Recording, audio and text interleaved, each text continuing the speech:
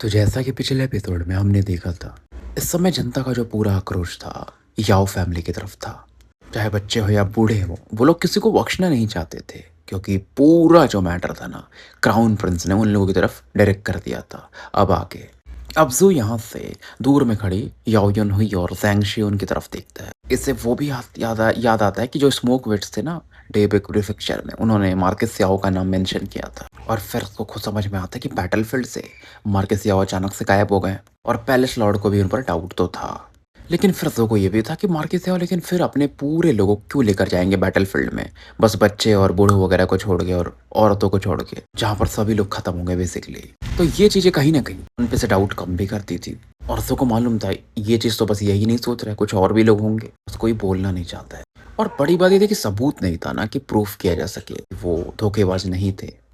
अर्ज़ों को ये समझ में आ जाता है कि जो ये वॉर हुआ था ना, ये 2 काउंटी के बीच में नहीं हुआ था, बहुत कॉम्प्लिकेटेड है। और इधर कैप्टन इस दौरान धीरे-सा बोलते हैं कि ये 7th प्रिंस काफ़ी खतरनाक है। सभी के दिल को एकदम ये हिला के रख दे रहा है, जनता के। मतलब एक तरह से पूरा काउंटी का ये क्रेडिट ले रहा है ना कि इसने अच्छा काम किया या जो भी।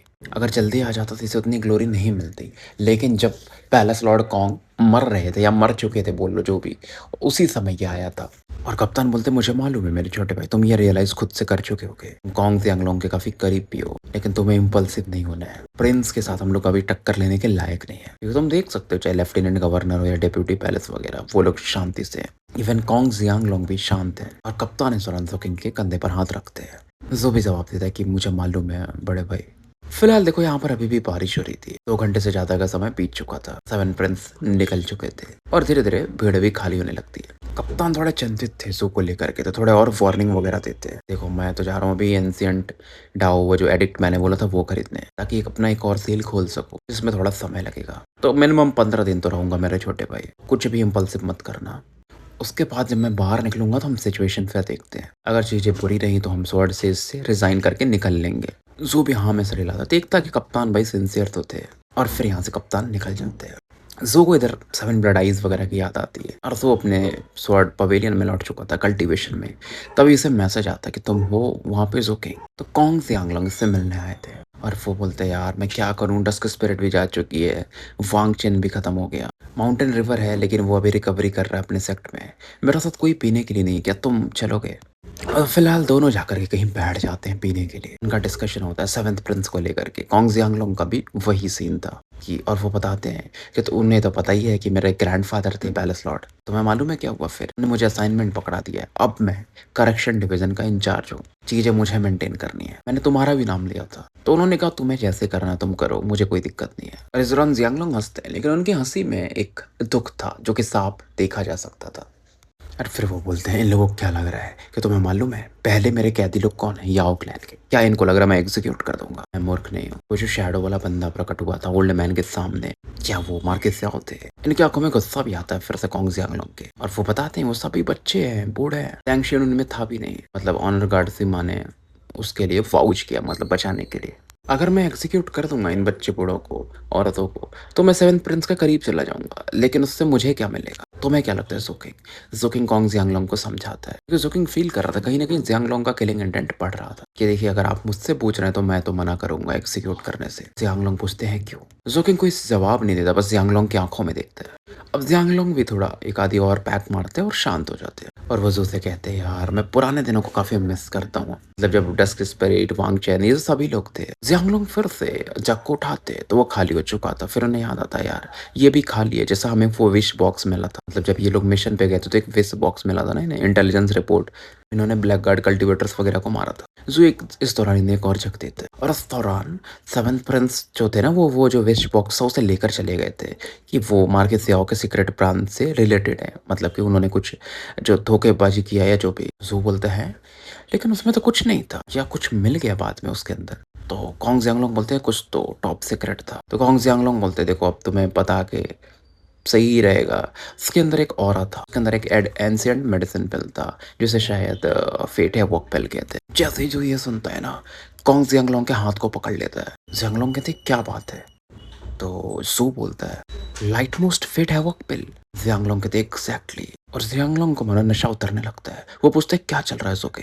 अब जो सोचना शुरू करता है जो पैलेस लॉर्ड ने जेट स्लिप दिया था इसे, और जो पूछता है कहीं जो आपने वो रिपोर्ट बारे में बात कर रहे हो कहीं वो क्लासिफाइड डोजियर 19 रिपोर्ट तो नहीं था। मतलब वो फाइल जब जू मेंशन करता है ना तो जियांगलोंग का मानो पूरा नशा उतर जाता है। अब जू क्या करता है ना, जो जेट स्लिप इसे पैलेस लॉर्ड ने दिया था वो ये कॉन्ग जियांगलोंग को दे देता है। क्योंकि देखो जब काउंटी मतलब माउंटेन डिब्रिक से ये लौटा था तो उसके बाद से इसे टाइम नहीं मिला था वॉर की वजह से, तो इससे टाइम नहीं मिला था कि वो जो क्लासियर डोजियर 19 फाइल था वो चेक कर पाए जो यहाँ पड़ा था। कॉन्ग ये पूरा इन्फॉर्मेशन पढ़ते पूरा हिलने लगते हैं। जो बोलता है मैं डेविरिक लाइट ऑलरेडी इन्वेस्टिगेट कर चुका हूँ, तो वहां पर वो लाइट था जिसके बारे में कोई रिकॉर्ड नहीं। अब जियांग कहते हैं मतलब कॉन्ग कि वो जो शैडो वाला बंदा था क्या वो वही था जिसने गवर्नर को उस पिल से मारा था। तभी मतलब गवर्नर के असैसिनेशन के दिन भी कुछ ज्यादा नहीं हुआ था। बट जू ये कहता है वो पिल सही में इतना अमेजिंग है। गवर्नर यार वो बहुत मतलब बोल सकते हो ना कि माइंडफुल आदमी थे, कोई उनको ऐसे जहर दे दे उनको पता ना चले ऐसा बहुत मुश्किल है, क्योंकि गवर्नर पे पहले भी बहुत सारे असैसिनेशन के अटेम्प्ट हो चुके थे।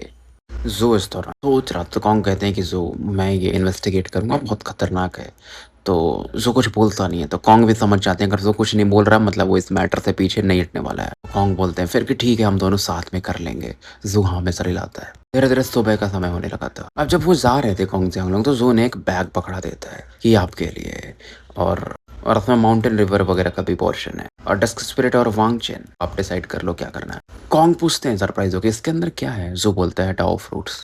तो फिलहाल कॉन्ग यहाँ से निकल जाते हैं। जो इस दौरान ये भी यहीं खड़ा था आसमान की तरफ देख रहा था कि फिश बॉक्स में ऑस्मेंथस फ्लावर का स्मेल, क्योंकि देखो विश बॉक्स इसने भी चेक किया था उस समय जिसमें से वो स्मेल आ रहा था। फिलहाल देखो बारिश और इसका समय तो था ही कि किरणें तो पूरी तरह से ब्लॉक थी। जो वापस आ चुका था अपने स्वर्ड पवेलियन में जाके बैठ जाता। अब इसका जो कल्टीवेशन था गोल्ड कोर के लगभग पीक पर था। एक और इसका जो हेवनली पैलेस था जो कि खाली था, अगर वो पूरा हो जाए तो एक ग्रेट सर्कल पे पहुंच जाएगा। क्योंकि देखो वो वाला भी जो हेवनली पैलेस था ना वो फुल्ली मेटेरियलाइज हो चुका था, बस उसके अंदर कुछ था नहीं। क्या रखना है, एम्परर स्वॉर्ड रखना है, क्या रखना है, जो इन चीजों के बारे में विचार कर रहा था। समय गुजरता इस दौरान आधा महीना गुजर चुका था और उसको फील होता कि अब कोई उसको याद भी नहीं कर रहा है जो भी है। मतलब तीनों जो पैलेसेस थे वो धीरे धीरे रीऑर्गेनाइज किए जा रहे थे। सेवेंथ प्रिंस ने अपने आदमी वहां पर डाल दिए थे और मिलिट्री लॉ अच्छे से यहाँ पर एनफोर्स कर दिया गया था। और कॉन्ग जियांगलोंग की लीडरशिप में धीरे धीरे करेक्शन डिवीजन को रिबिल्ड किया जा रहा था। जहां पर पहले था करेक्शन डिवीजन अब वहां नहीं था, अब ये स्वर्ड से इस पैलेस के अंदर ही बनाया जाता है। और जैंग शियुन की भी इंक्वायरी होती तो वो बोलता कि हाँ मेरी माँ का जो क्लैन था इसके अंदर इन्वॉल्व था। उससे बोलना पड़ता है भाई, अब उसे जो बोला गया था उसके ग्रैंड भाई जिसके द्वारा। लेकिन एक रूमर भी फैलना शुरू होता है कि फॉरबिडन बाय द इमॉर्टल जल्द ही खुलने वाला था। क्योंकि देखो जो सी सीलिंग काउंटी था ना पहला जगह था जिसे एंशिएंट एम्परर डार्क सेरेनिटी ने ऑक्यूपाई किया था, यानी कि कब्जा किया था या जो भी बोलो जीता था। यहाँ पर उनके स्पेशल एरिया भी था।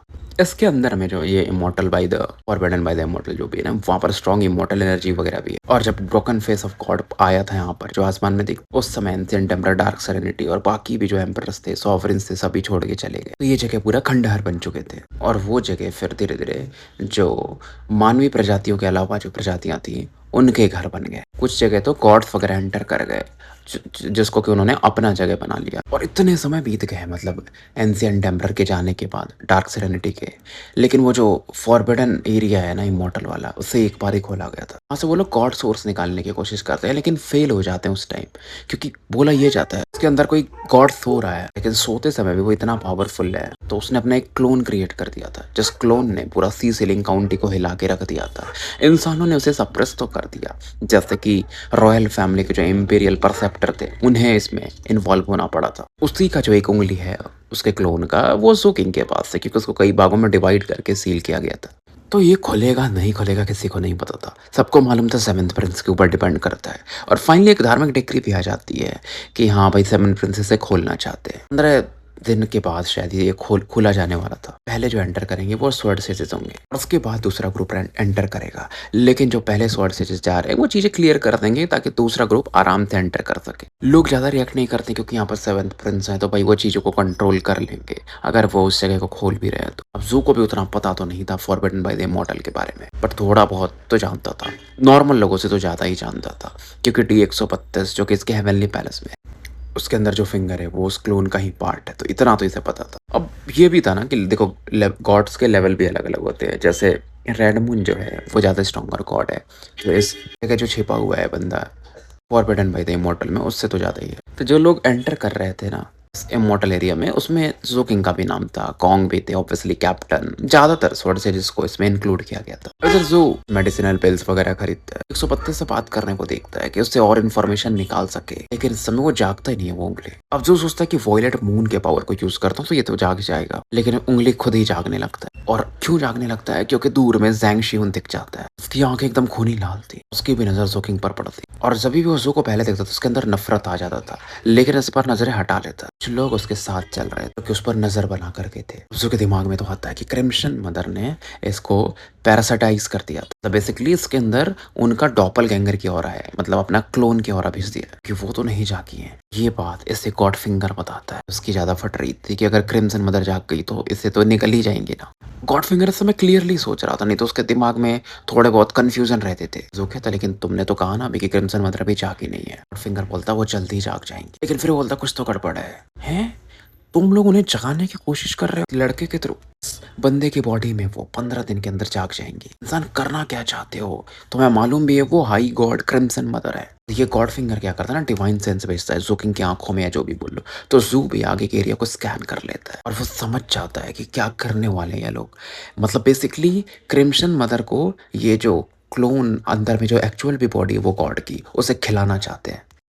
ज़ू को ये याद था कि जब वो आया था सालों पहले, मतलब 1 या 2 साल जो भी हो रहे इसको, तो उसने सुना था कि भाई फॉरबिडन बाय द इमॉर्टल खुल सकता है। लेकिन अब क्यों खोला जा रहा है, तो ज़ू के दिमाग में तो समझ में आने लगता है कि ये लोग यही करने की कोशिश कर रहे हैं जो कि गॉड फिंगर बोल रहा है। और ज़ू को पूरा कैलकुलेशन याद आता है कि जब ये लोग नेदर फ्लाइट पिलर चढ़े थे वहाँ पे जो भी था वो, तो 9000 मीटर गए थे, तो सबसे पहले मतलब इसको गॉड सोर्स मिल गया था, कप्तान को ऑरा मिल गई थी, और ये बंदे पर बेसिकली जो मून गॉड थी, क्योंकि उनको लगा कि यही लोग चुरा रहे हैं या जो भी उनके गॉड सोर्स या गॉड ऑरा को, तो उन्होंने इन्फेक्ट कर दिया था। तो ज़ैंग शियून इन्फेक्ट हुआ था, यानी कि ग्रैंड एम्परर को तो असेसमेंट के दौरान उन्हें तो पता चल ही गया होगा, फिर भी ये बंदा यहाँ पर आ गया। इसका मतलब इंसान सच में मदद कर रहे हैं कि जल्दी से वो रेड मून जाग जाए, यानी क्रिम्सन मदर कि ये जो बंदा है ना अंदर में बैठा हुआ दूसरा गॉड, उसे वो डिवोर कर जाए। अब ये चाहता था कि जो वहाँ के थे grand Elder emperor receiving prefecture वाले सोर्सेज के उनसे पूछ ले, लेकिन वॉर के बाद से जो कम्युनिकेशन था वो टूट चुका था, जो इंटर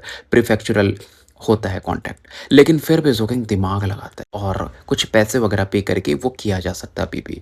तो भाई भाई के पास अपने अच्छे खासे मिलिट्री क्रेडिट्स तो थे ही, तो ये तुरंत ही मतलब रिचार्ज करते हैं जो भी करता है और फिर ग्रैंड एल्डर से बातें करता है। तो वो बताते देखो जोकिंग चीजें काफी अलग हो चुकी हैं। मैंने सुना कि फॉरबिडन बाय द इमॉर्टल खुल रहा है। इवन हम लोगों ने भी अपोज किया था, गवर्नर लेफ्टिनेंट गवर्नर वगैरह ने। धार्मिक डिग्री इंपीरियल कैपिटल से आ चुका है, तो अब हम भाई उसका विरोध कैसे ही कर सकते, लेकिन तुम्हें इन चीजों में सावधान रहना पड़ेगा। वो फील करता है कि ग्रैंड एल्डर चिंतित तो है, वो भी एकदम मान लेता है। बाद वो अगस्ट स्पिरिट जो थी वो निदर स्पिरिट के बारे में पूछता है, जो कि भाग चुकी है, जिसकी वजह से एम्पर रिसीविंग प्रीफेक्चर में प्रॉब्लम्स भी हुए थे स्वॉर्ड से, जिसको ग्रैंड एल्डर थोड़ा गला साफ करते हैं और बोलते हैं मैं उसकी पूरी जिम्मेदारी लेता हूँ, मेरा पूरा ध्यान नहीं था, इसकी वजह से नीदर स्पिरिट भाग गई। लेकिन मैंने एम्परल प्रिंस को बोला है कि मेन सीन क्या है कि घोस्ट एम्परर जाग रहे हैं, तो उस पर उनका ध्यान हुआ है फिलहाल।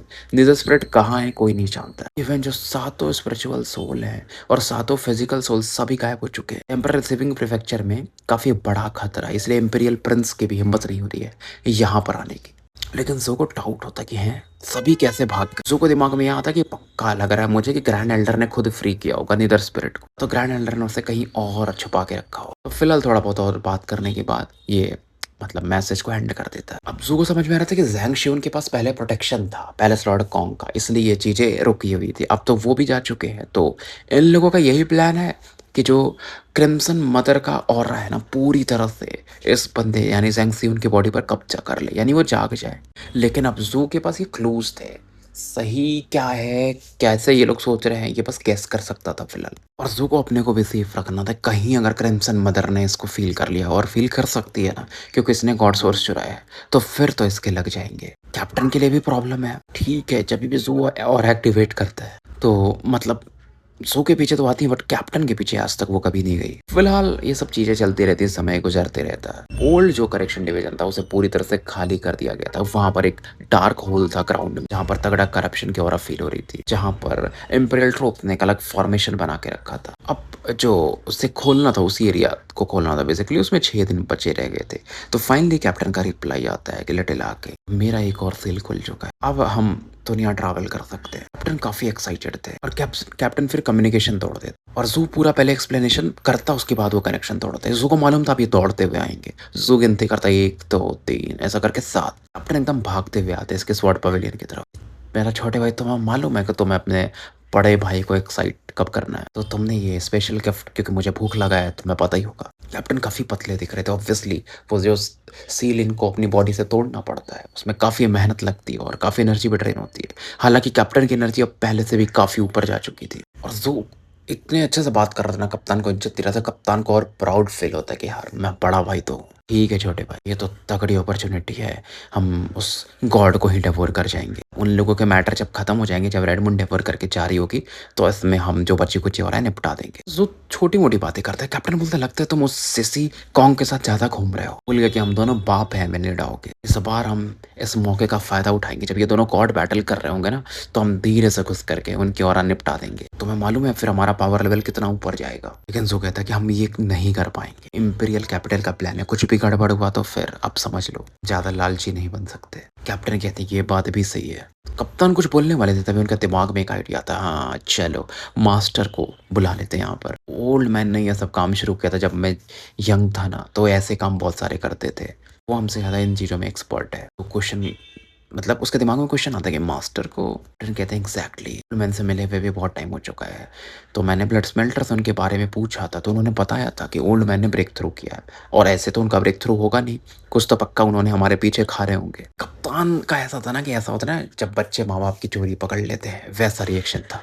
तो फिलहाल हम स्टोरी यहीं समाप्त करते हैं और मिलते हैं फिर कल एक नए एपिसोड के साथ। तब तक के लिए मैं आपका साथी एनिल का मिस्ट ए के मुसाफिर विदा लेता हूँ।